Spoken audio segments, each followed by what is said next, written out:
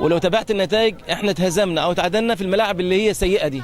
لعيبه كوره طالعه من مدرسه كوره، عندنا ملاعب هايله، والكابتن مدحت شلبي الجنرال عارف كده، متعودين على الملاعب دي. فطبعا لما تلعبوا في ملعب غير ولا في الحجم ولا في النجيله ولا في الارضيه، فكل يعني النكسات بتاعتنا كانت في ماتش في ملاعب سيئه.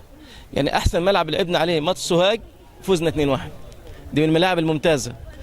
بالاضافه الى ان احنا طبعا يعني حلفنا سوء بخت شديد جدا جدا جدا في بعض المباريات، خصوصا مباراه اسوان. هنا كنا فايزين 1 اتعادلوا، فايزين 2-1 اتعادلوا بكره استروبيا لسوء توفيق من الحارس بتاعنا. انما اتمنى ان احنا ان شاء الله باذن الله فريق الالومنيوم قادم بقوه، لان احنا بنعتمد على قاعده الناشئين. وانتم شايفين حوالي 5 لعيبه حاليا من الالومنيوم مطلوبين من الاهلي والزمالك والاسماعيلي وانبي.